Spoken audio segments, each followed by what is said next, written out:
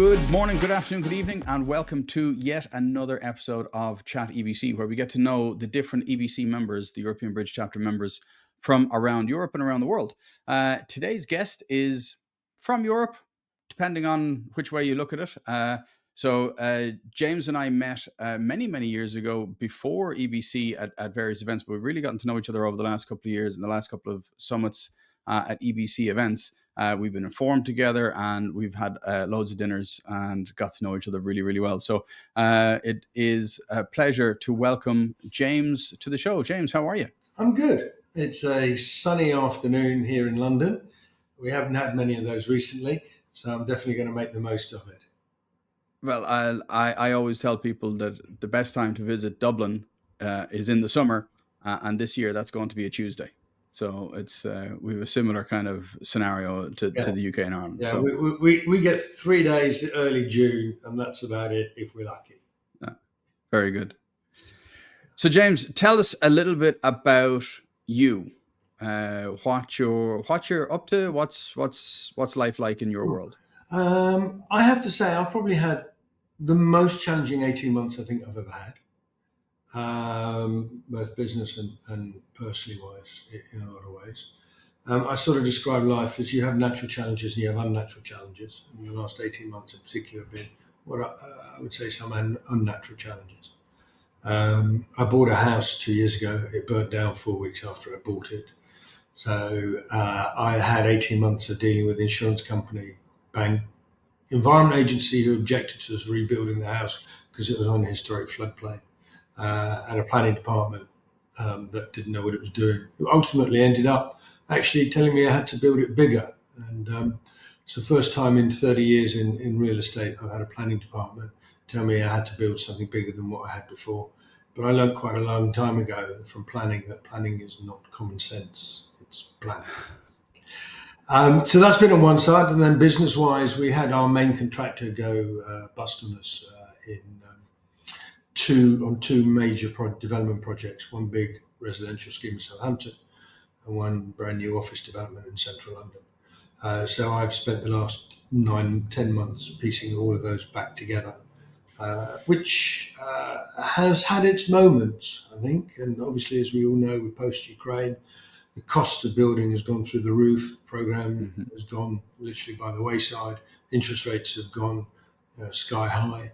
So those combination of factors have really meant that it's been challenging. But I've always had the philosophy: as long as I have my health, I have my kids, and a roof over my head, I can rebuild. And well, the roof over your head bit is the important bit. Well, it's rented at the moment, but we're going to get a new one back, and that is absolutely key. Yeah, and we are building back. I always say build back better, and definitely it took a little while on that front to realize that rather than just building what I had before, is I could use the essence of what I had and I could go and build something that really matched what I wanted to achieve. So that's quite exciting now. In fact, I was on site this morning and watching it come out the ground is really quite exciting, and seeing where everything's going to be into the thrilling part of seeing how it all comes together. And the design side of things is what I absolutely love.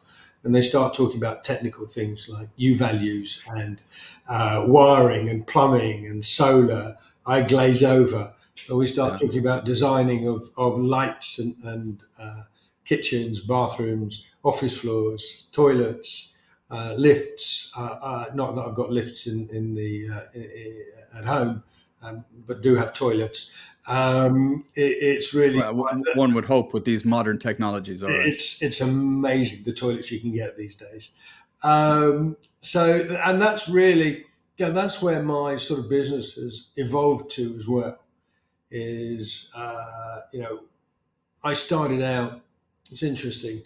You sort of ask, what's my background? Where did I start? How did And many people sort of say, how did I get into property?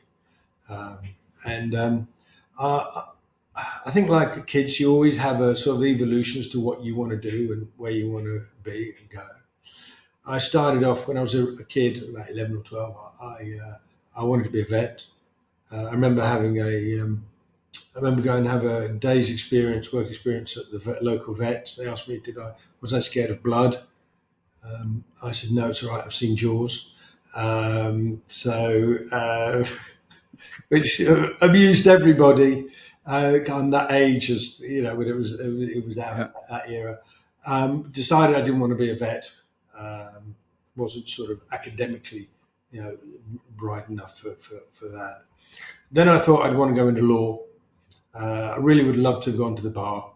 And I went to 2 seminars in my sixth form. One was on law and the other was on quantity surveying.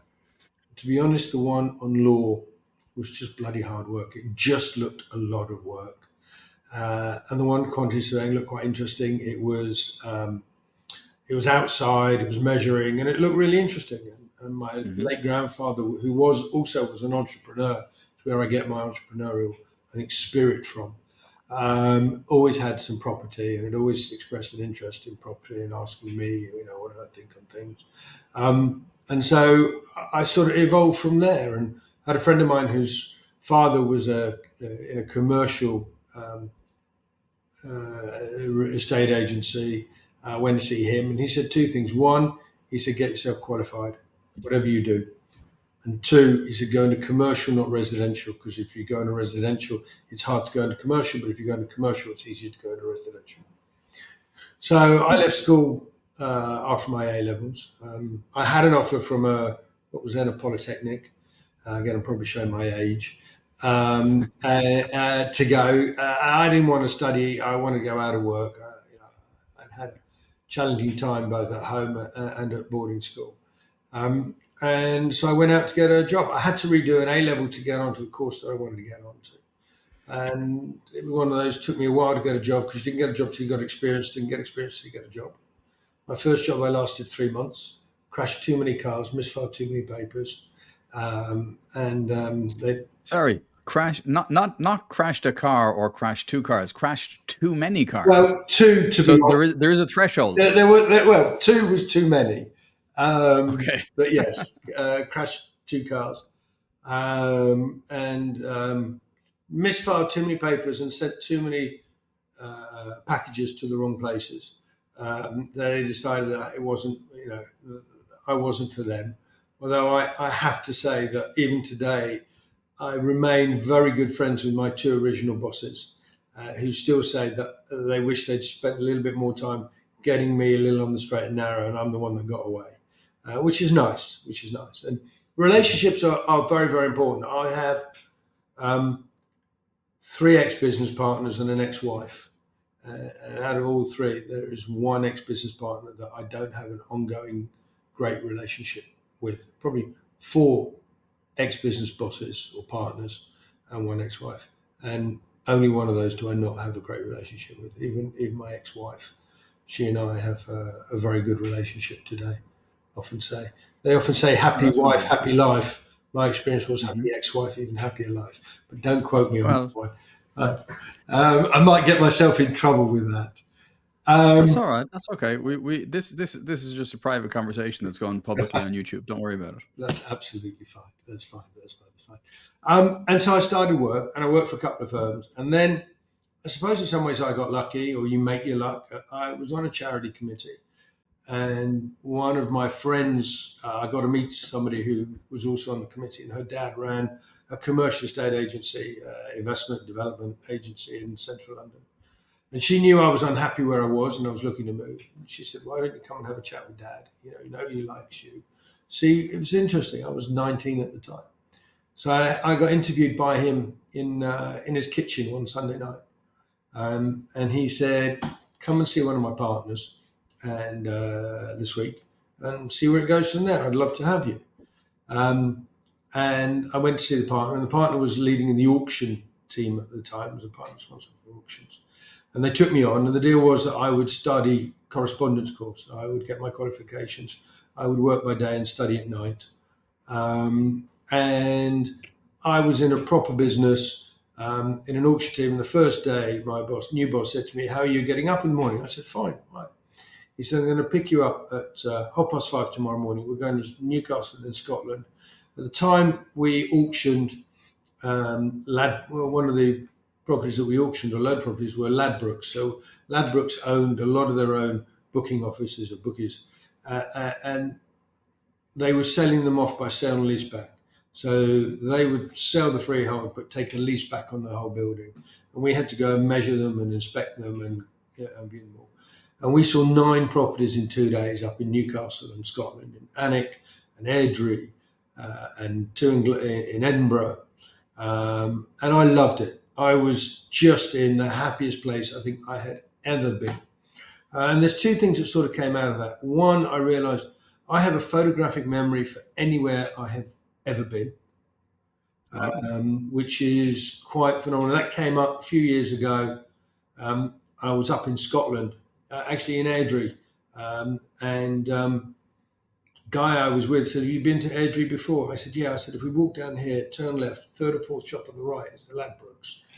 He said, "You're right." He said, "When were you here last?" I said, 25 years ago. So, and that's a real blessing, especially in our industry, that I have that. And so I worked there for about 7, 8 years. I got myself qualified. I always knew I was going to review my career when I got qualified. I got qualified on the 1st of December.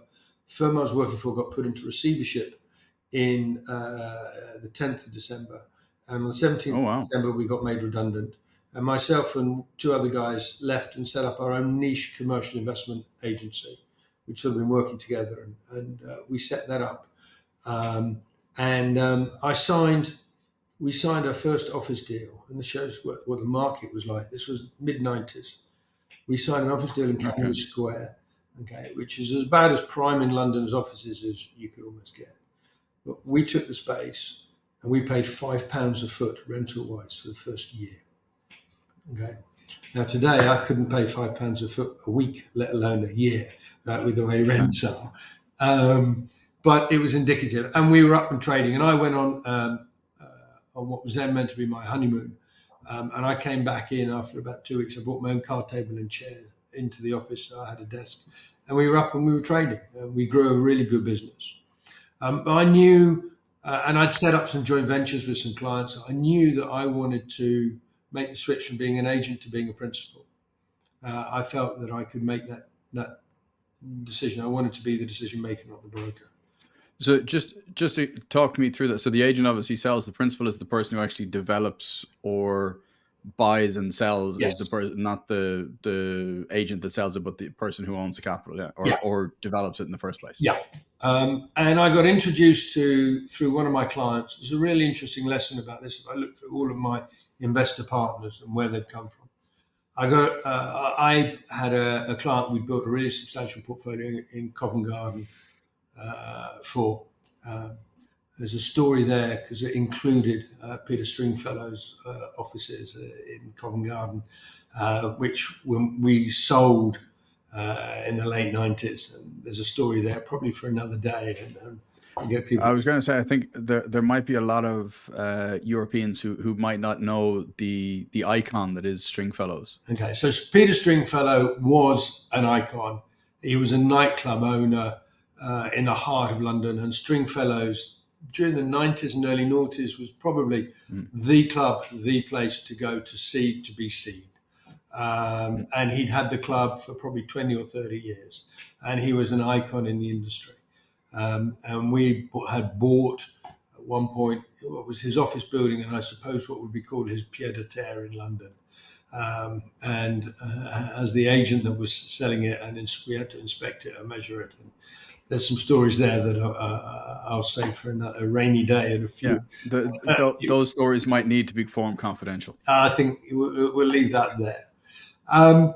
And this client had sort of said, I've got a friend of mine whose family own a real estate development business, and they want to move from development to investment.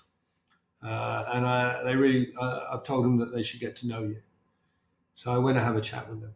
And we chatted on and off for about 6-9 months. And then one day I happened to have lunch with the son-in-law of the founder. And the family were best known for city centre regeneration, best known for the regeneration of the Royal Albert Dock in Liverpool, which they'd basically done a deal with the British government in the 1980s. Michael Heseltine was the minister for business, and it was after the riots in the 80s, and people wanted to just demolish it and leave it as a site.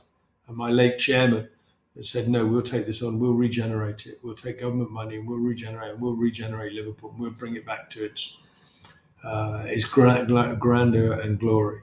And still is the only World Heritage site that is in private ownership. So really fantastic. And if you ever go to Liverpool and you go to the Albert Dock, it is an unbelievable place. Unbelievable place. I have been there. Yeah, and they regenerated it. They rebuilt it. They regenerated it. I say it took 30 years to become an overnight success. But it really is. And I love Liverpool as a city. And I've spent a lot of time up there over the last 20 years. It's been fantastic. I've spent some time in Liverpool, but mostly trying to understand the people. You just have to tell them to calm down. The accent is brilliant, but their buzz. And one of my favourite places is Matthew Street, and you walk down at night and you hear the music, and you just follow the live music, and it's a great, great place to go. In fact, I might suggest that we should have, because you could fly, most of Europe could probably fly to Manchester or to Liverpool. And it is a great place to go. And history, there's unbelievable history, but maybe we should try and organise a retreat in Liverpool. Have there been any famous musicians come out of Liverpool? I don't think there's any publicity around that. One or two. Yes. There's one that I think took a ferry across the Mersey. And there's one that, sang a song about Jude once or twice before, and I think that they wanted to live in a yellow submarine. But apart from that, not too many. No. Little small indie band. Yeah.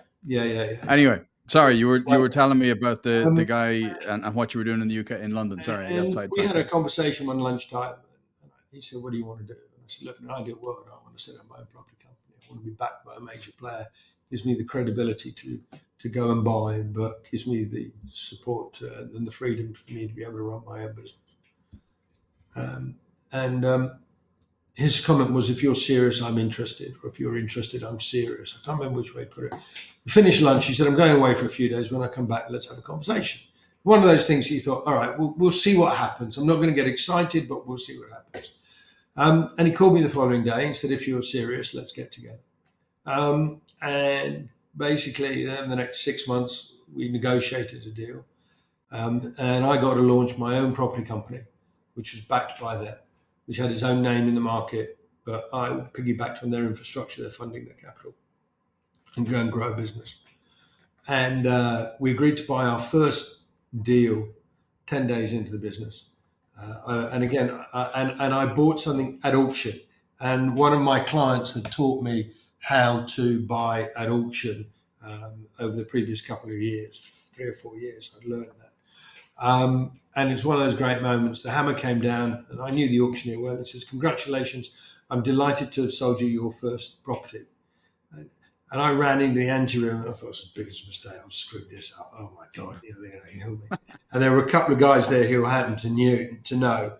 And I sort of showed them the catalogue and said, "Does this look all right?" He goes, "Yeah, it looks all right. Looks all right. It won't go wrong. Looks all right." I thought, fine. And then I got a tap on the shoulder from somebody who I knew. He said to me, "Mr. James," he said, "I think I made a mistake." And he said, "I should have bought that." He said, "I'll give you a turn." Oh, I thought, "Ooh." So, in other words, he'll buy it off. Sorry, give you say that again? Turn. So he'll buy it off me at a higher price than I paid. Mm-hmm. So I thought, "Oh shit, should I keep it? Should I sell it? What should I do?" So I went home, I went back to the office, so thought about it, and I thought, I'm 10 days into the business. I can buy a property. I can show my partners I can buy a property. I can sell a property. I can take a profit and go. And I'm not scared to do it. So I said, "All right, I'll take the turn from you. I'll sell it to you." I had to go to the auctioneer and say, "I made a terrible mistake. I put the wrong company name, the wrong address down. It's my fault. It's, because we're new, I've done it all wrong. So I'm just going to transfer it to a different company. Is that all right?" I'm sure the auctioneer knew what we were doing. Okay, but he said, "No, that's absolutely fine. We'll let you do that." And so within 10 days, I bought something, sold something, made a profit. We were up and running the business. I loved it. And we built built a really nice business between 2000, 2006, 7. And then we sold a lot of assets out in 2006, 2007. Interest rates were rising, the world was sort of imploding, and I could see things happening. And I didn't sell everything because I wanted a business, I wanted to retain an income so I could run the business. Next time round, I'll sell everything, no hesitation. We watched the world implode in 08. I did my biggest sale. I wanted it done by 30th of September 2007, and we completed it on the 13th of October 2007. We owned a really big island site in Newport, South Wales, not Newport, Rhode Island, unfortunately. We were the third largest landowner in the third largest city in the third largest country in the UK. My grandmother always said, "It's a shame you didn't own that amount of property in London. You can't own everything." And we sold that out. And in 08, we watched the world implode. And in March 09, I went to a seminar. And one of the guys stood up and said, "The UK commercial real estate banks have lent 300 billion on commercial real estate. And between 2007 and 2009, there's been a 50% fall in values." So I thought, okay, 80% loan to value ratio on average, because people were really gearing up in those days because they could. That's 160 billion in loss. Okay, we're at 80% and 300, that's 360. So 50%, 180. The banks have been supported by 50. There's another 130 billion of loans out there that are toxic, and the banks are underwater. The banks are screwed. We're going into zombie banking, and the banks are going to need help to resolve this. And I knew I needed two things. I knew I was going to build a distressed asset management business, and I knew I needed more capital to grow the business to buy. It took us about 18 months to start to persuade the banks that they had more problems than they really had. Well, yeah. No, we haven't got a problem here. No, there's no problem here. We've looked under the bonnet, and the engine's fine here. One of my favourite stories on that is we told one bank, "You're going to have a problem with this portfolio," and they said, "No, we're not. He's one of our best borrowers. We're not going to have a problem with it." I said, "No, you're going to have a problem with it. We're just telling you." A year later, they called me up and said, "How did you know? How hell did you know we were going to have a problem?" I said, "That's my job. That's why you lend to me. That's why I'm not in distress. That's what I do." And we built one of the biggest distressed asset management businesses. We have about 350, 400 million of assets around the country. We focused on secondary offices and secondary retail. And I went to see things that were just unbelievable. And the stories, and again, probably forum confidential, the stories I could tell as to how bad the banks were and what they had done is unbelievable, absolutely unbelievable. Wow. And then in 2011, there's an annual property conference in the south of France called MIPIM in Cannes. And it's tough. You go for a week in Cannes, and there's more champagne that's drunk there than is drunk at the film festival. And it's a tough week. The sun's shining, and you're sitting, on the Croisette or on the beaches having coffees. I don't start drinking till about 12. No, Noon. It's a great way of meeting people and mixing. And I got introduced to my now business partner at MIPIM. It was a sliding doors moment. He was coming over to the UK, wanted to divest his family investments. He got introduced to an agent. The agent happened to be hosting a lunch. I nearly didn't make the lunch that he went to, that he was hosting, because I was delayed. And at lunch, I told him what I was doing, and he said, "I've got somebody. I know you two are going to get on." And we had breakfast the following morning, and the rest, as they say, is history. But in 2012, we did our first deal in joint venture, which was myself, which was between him and I, and my previous business and my previous partners. Then summer of 2012, my chairman sort of said, the son-in-law of the founder sort of said, "Look, business is really moving in your direction. We always said we want to move away from city centre regeneration. So why don't we buy you in? You become CEO of the whole group. I'll become chairman. Chairman will become life president." He's in his 80s. Why don't we do that? Okay, and it gives you a chance to, take what you've done, replicate it here on a bigger, better scale, and let's go build a real serious business. I thought a great opportunity to really take myself to the next level, the potential in the future to take it over from the family or work out what to do, buy or sell, whatever. And Jan 1, 2013, I became CEO of a company called Arrowcroft, which is the family business.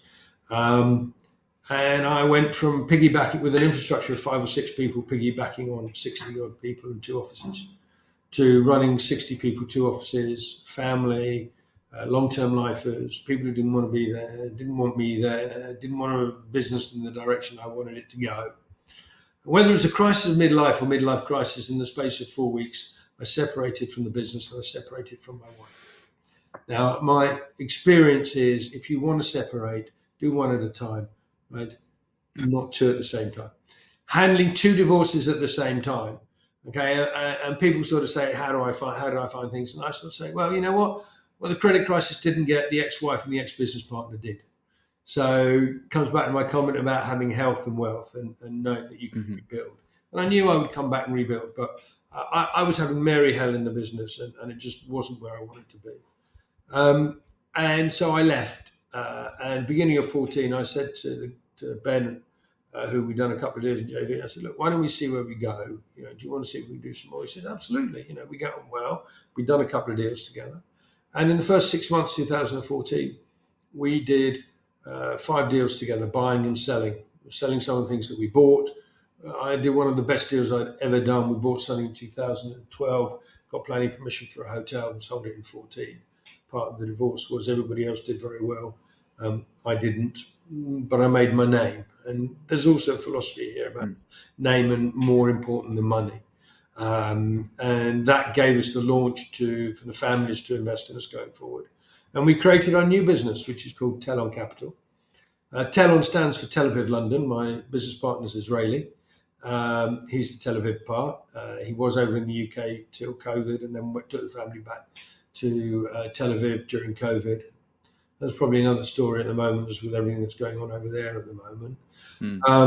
And so Telon has become, we've become, I would say, an institution in our own right, but very much a focused business.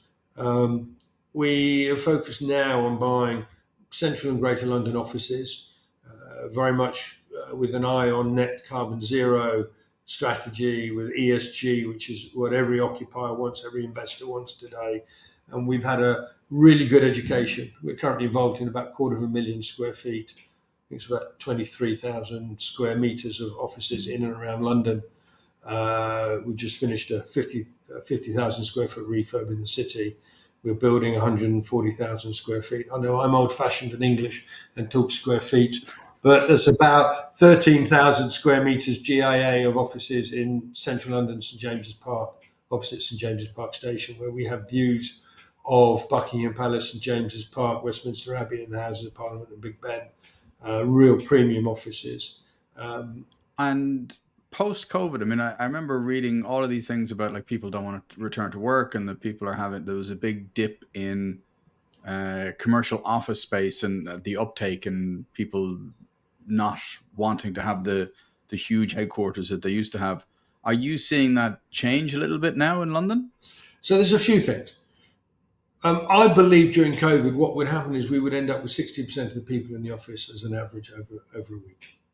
And that's broadly what is happening. Even when you talk to the tech firms, they'll tell you there's somewhere between 58 and 60% occupancy over a week. People will be in 2 days, 3 days, 4 days a week, depends. Some businesses are in 5 days a week. What's changed is really what people want to see in their offices. The days of chicken runs have gone, where you just have rows and rows of desks and dark offices and dingy. People want something that will attract people to come to the office. So, our building in St James's Park, we're looking at putting a gym in the basement, fully fitted. We're working with a company that's just put one into a building in the city. Their footfall, even on Fridays, was up 11% because they put a gym in. And the gym, by the way, isn't just weights and machines. There's a gym room where you'll have a great big screen and you'll have classes online. And you might do Peloton, and you might do weights, or you might do yoga classes, and people will come in and take the classes. If you want a PT, you can have your own PT, which would be extra. What's happening now is buildings are also coming into the 21st century. So the bigger buildings will have their own app. So our scheme in St James Park will have our own app, and it becomes a community, and people get to know each other. And we are social species. Why do we get together at EBC once a quarter? Because we're social species. We could do it online. It's not the same. And people are recognizing that. And what you can't do from home is you can't train, you can't learn, you can't connect, you can't have that serendipitous moment of catching somebody in the office and going, oh, by the way, okay? Or you don't get that listening to somebody else's conversation and picking things up in that respect. And that's becoming more and more key. And in fact, when you look at the big, what do they call it, the big seven, the Googles and the Netflix and the Amazons, they're insisting their guys are back in the office 3-4 days a week. The financial markets teams are expecting their offices back 3-4 days a week. But there's breakout areas. We've just finished a refit of an office that had about 7,000 square feet in one of our buildings. They had a kitchen, they had a bar, they had a pool table in there, they had literally a putting green in the area. So all of these are part of the hospitality. When you walk into our offices, we don't call them receptions; they're entrance foyers. You won't just have a security guy. You'll have somebody that's hospitality trained. It won't be hello, can I help you? It's hello, good afternoon, can I help you? Okay. We'll have candles or aroma in the foyers. We'll have coffee machines. We'll have waters. We'll have seating areas. We'll have meeting areas. All of this is to attract people to come and be in the office and make it a pleasurable experience. And we're seeing the gulf between what will be occupiable and what won't be occupiable is huge. And we're getting premium rents for our product. And then also people want to know, all of our buildings have roof terraces. So they all tickle the wellness box as well. You want to go and sit out on the one day, on the Tuesday in Dublin, or the 3 days in London that we get some sunshine, you can go and sit outside. And that's really key, and that's what people want. And we're starting to look at that. We're doing that and building an office portfolio and office business. We're starting to look at that on the residential side, on the build to rent side as well, and what they call co-living, but next generation people post university who want. So we had a site here in Dublin that we sold a little bit before COVID. Actually, we sold it in the middle of COVID. By the time the paperwork had finished, and they're building co-living there. So it was a big site, former factory building that we were going to turn into something else, but they're mired in a little bit. They haven't broken ground yet, so I think they're still having pushback from the locals, residents, about how big the site is going to be. But it's co-living, and I talking to my daughters who are teenagers, that does seem to be a very appealing community for them to be living in. The Gen Z, or I don't know what the latest gen, there's new generations post Gen Z, isn't there now, I think? Generation Alpha. Is that what it is? Okay. I hope they are Alpha. Okay. But they're definitely a lot more transient than we were. They're definitely a lot more flexible than we were. They definitely don't need the volume of possessions that we had in that respect. And we're seeing that. And our build to rent that we're working on in our co-living style is very much about that community feel. One of the big things is pre-COVID is we lost that sense of community. Everybody was, very much focused on themselves, and that sense of community had been lost. And what we're doing is, and these kind of things bring back that sense of community, which is really key. So going forward, our business now is really focusing on offices in and around central London. We're looking at build to rent or co-living. We've got just a few concepts that we're working on to take that to the next stage or the next level as to what we offer. Amenities is what's really, really important from that perspective. So speaking of community and speaking of being connected in person, you mentioned that you were in Forum before, then you changed forum locally, and that's when you joined EBC. How long have you been in EO? Not sure if this is 19 or 20 years. Oh wow! So you've been around. So you've been around since you were 6 years old. That's impressive. 7. Sorry. Thanks. So 20 years. Okay. So my ex-chairman or business partner was a member of YPO, and he recommended that I joined what was then YEO, because he thought it would be good for me. And as a young entrepreneur, we were growing a business. He thought it would be. He got a lot out of YPO and thought it would benefit me. And so I joined, and I still have friends from that very first forum that we were together. And I had 3 forums. I suppose it was the first forum that sort of broke up. Second forum was created, that broke up, and that was just after, about a couple of years after I'd started. The first forum broke, and I wasn't really involved in the rebuilding of it. But then when my second forum broke, I was very much involved in rebuilding the next forum. And we had 7 years of an absolutely brilliant forum that ran until summer of 2019. And 5 of the 8 members left for a whole variety of reasons. They'd sold their businesses, they'd stayed on. It happens. And it had reached its cycle. But it was brilliant, absolutely brilliant, and what I got out of it. And I also at the time put the Regis EO joint venture together, or partnership together. And so I got a free ride to a global university. And that year I was in Istanbul, which is probably about 9 years ago now, I think 9 or 10 years ago now. And I had the most unbelievable experience at a university. It was the first time I'd sort of stepped out of the forum and the local chapter experience and gone into a global sort of experience. It's when I learned that even though I'd grown up in Holland as a kid, I hadn't appreciated how much the Dutch really partied. And I began to understand what an Orange Party was all about. Yeah. I still have the scars. And it was an unbelievable experience. Part of that was 600, 700 EO members. And the highlight for me was that the Grand Bazaar was closed for a private dinner for EO. And they opened a number of the shooks up for people to be able to shop. And it's an incredible experience. And that sort of took me to the next sort of level. And I actually joined the London board to do strategic partnerships. Within 6 months, had my business board out, and so I had to step down from that, but gave me the appetite of what I wanted to do and grow from there.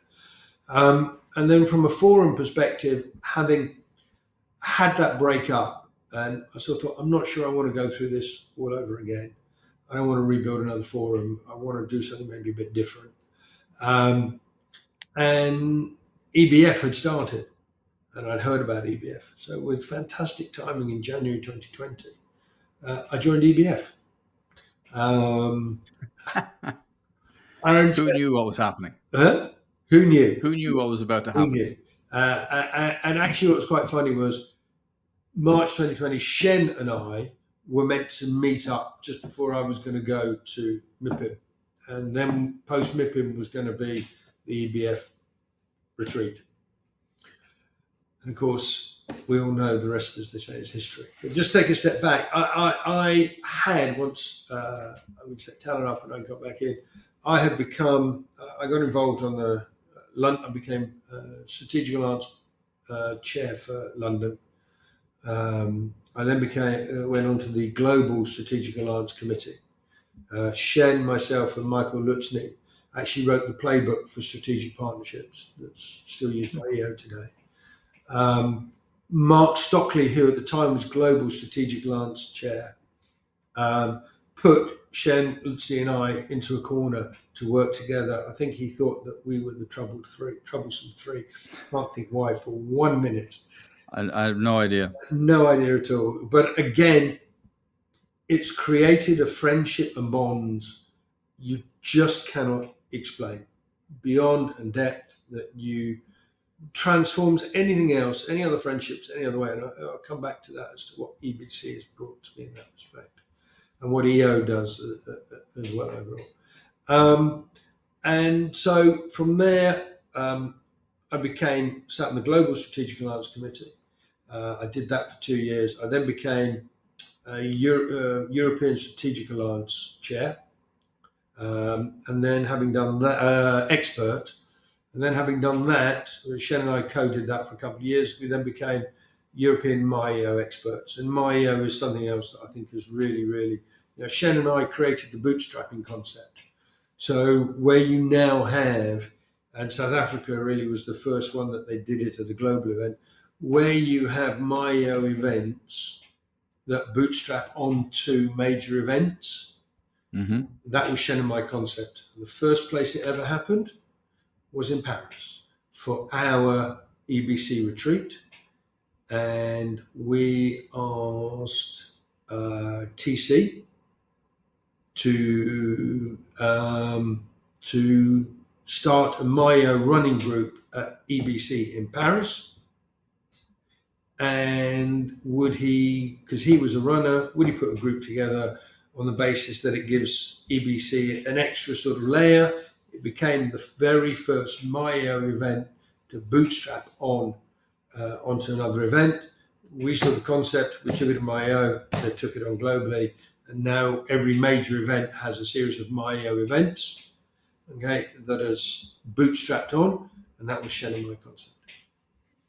Very cool. So I joined EBC. For 18 months was on Zoom. But again, I could not have survived. We talked about it. I could not have survived COVID in my business if it had not been for EO and part of EBC. The learning that I took out of it and what other people were doing in their businesses. And the thing that you learn, especially at EO, is the individual idiosyncrasies of individual industries vary. The absolute common precepts, themes, principles behind any business are the same. And you learn, and that's the beauty of what we do, is you learn from each other's experiences, which is really, fantastic. And you're able to share. And EBC has become something that's really quite special. And part of how I realized how special it was going to become was the first EBF trip that I did was to Krakow. And there were 16 of us. Now, was that not the chapter already, or was that still the forum? Yeah, I think we had two forums. I think it might have just become a chapter, but we had two forums. Mm-hmm. There were 16. And the trip, we met the Polish group. Now, I'm Jewish, and for me, to go to somewhere like Krakow, I could not go to Krakow and not take the time out to go to a trip, to go to Auschwitz. I did once before 25 years ago, and it was an exceptional opportunity for me. And I put on the group, this is what I'm thinking of doing. If anybody would be interested in joining me, please feel free. And again, you're never quite sure how people are going to react to that kind of thing. I was blown away, Stephen. I think 6 or 7 other people said, yes, we'd like to come with you. And I think it ended up being 6 of us that went that day. But we hired a minibus from where we were in, I think, Zarapova, and we took the minibus all the way through, and we went to, the 6 of us went to Auschwitz and then Auschwitz-Birkenau. We organised private guided tours. And for people to want to take their time out to learn, to experience something like that, blew my mind and gave me an indication of the kind of people that were part of EBC. And I talk about the bonds, I talk about EO. I've been a member of EO for, as I said, nearly 20 years. EBC has become a home. You talked earlier about the drinks and the stuff and the connections and whatever. I don't think I've ever had such a great sense of belonging and feeling at home as I have with EBC. There were 60, 70 members. You could pick up the phone, you could message anybody, and Yep. they will be there. And they be there for you in a heartbeat. What can we do? What can I do? How? And that's really exceptional. And then I also talk about the forum, and people sort of say, what's it like? And basically it's a forum on steroids, is the way that I sort of describe it, because everybody presents over 2 days. And the breadth and the depth that you get from there is incredible. And the learning and the experience and the connectivity is incredible. And we get to see amazing places. I've never been to so many of the places that we've been to over the last 2.5 years. I would just never be able to go and experience those things. And that's what, for me, is what makes it exceptional. Really, really exceptional. And I'm also going to tell a little story. I mentioned Shen, and I hope you won't mind me sort of sharing this. I talked to right at the beginning. Okay, if it touches a nerve, we can edit it out. Fine. Okay. I talked right at the beginning about the challenges I've had with the business, and this time last year, June time, May time, I was right in the middle of watching our contractor go bust and trying to manage how to deal with it. And so it was all hands on deck. And Shen called me on a Sunday morning. He said, "Are you all right?" I said, "Yeah, I'm fine. I'm good. Why?" He said, "No, really." He said, "What's going on, man?" I said, "What do you mean?" He said, "You've missed 3 global and regional calls in the last 3 weeks. And I know you don't miss calls. So what's going on?" So I explained to him what was going on. He gave me, I won't go into detail, he gave me an experience share. That experience share probably saved me millions of pounds. He gave me experience share as to who to call for advice, for professional advice. And we went and did that. And the advice we got prevented us basically being caught up with the administration, caught up with the contractor, allowed us to take back control of both sites far quicker than we would have done otherwise. So when I talk about the connectivity, when I talk about that sense, that concern, that sense of belonging, that sums up what EO is about. People sense, and the whole essence of what started with EO was the story of the 9 entrepreneurs, including Michael Dell, and one of those 9 committed suicide. The other 8 couldn't believe they didn't know what he was going through, and that led to the creation of what EO is today. You sort of see that sort of goes full circle in some way with what Shen picking up the phone like that. So that to me is what EO is about, what EBC is about, what we gain out of it, and we have just the best time. And my family say I actually come back a better person, exhausted normally, but I come back a better person. Sleepless. To do this, yeah. Well, that's a fantastic story and a fantastic recap, I think, of everything that's so important about EO and important about EBC.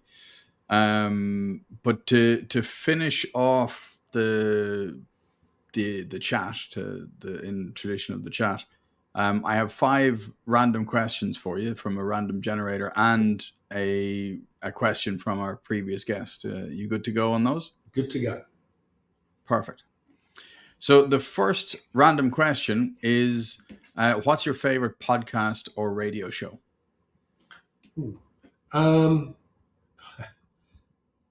Favorite podcast, I think, is Diary of a CEO by Steve Bartlett, or the rest is Politics. And there's a third one, which is Quickly Kevin Willie Score, which is a football podcast where they interview quite a lot of footballers from the 70s and the 80s. And it's all set up about the life of football there. So those are the 3, probably my favorite. Very good. What's the most rewarding part of your week?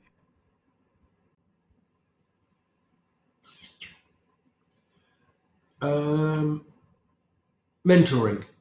Whenever I get the opportunity to mentor somebody, to sit down and talk and give them the benefit of my experience and show them how or why I do things the way I do and why things have worked, whether that's within my team or outside my team.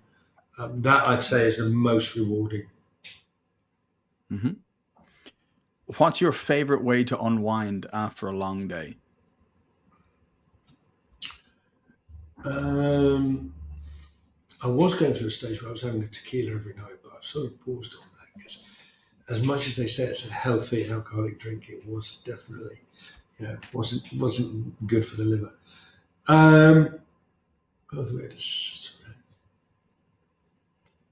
In the winter time would be to sit in front of the log fire with some music on, reading. In the summertime would be sitting outside, just again with some music on and chilling. Very good. Fourth question. What's something you've done that you never thought you'd do? By the way, just going back to the previous question, actually what I really love doing coming in is cooking a meal. That's how I really switch off and unwind when I get to cook. So I love being in the kitchen. And that's something that you didn't think you'd do that you do. What's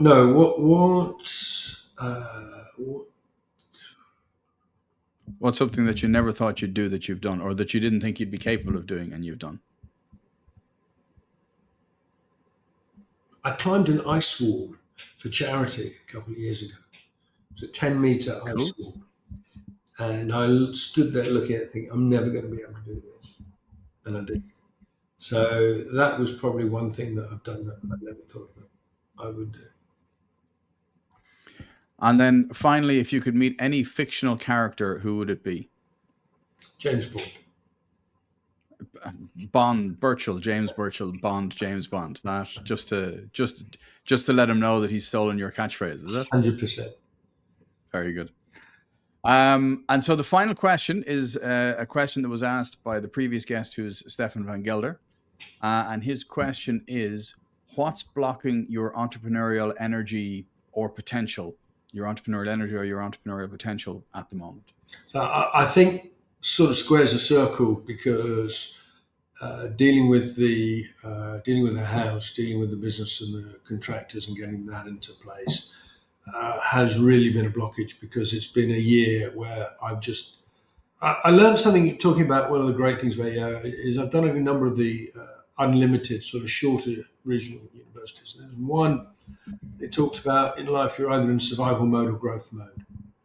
And the last year, I would say, has put me in survival mode to deal with all the stuff I've had to deal with. And that's been a real blockage on me being able to look at how we grow and how we grow the business and how I can develop as well. And I'm coming to the end of that now, but that's been an absolute blockage on what I wanted to do and where I wanted to go. Well, that's fantastic. And I'm delighted that you're coming to the end of it, and that even some experience shares from EBC directly were able to help. So yeah. So yeah. So that's the story. Well, James, thank you very, very much. I'll see you in a couple of weeks at the next summit in Athens. To it very much. Thank you very much for your time today. And hopefully this gives people a little bit more of an idea of who is Burchell, James Burchell, and spark a couple of conversations when we're in person next. Look forward to it. Do you want a question from me for the next? Yeah, but I'm going to ask you off air so that people can't start doing them research before they come on to the next show. Okay, fine. That's fine. So I'll stay quiet here then. Thanks very much. See you soon. Pleasure. Thank you.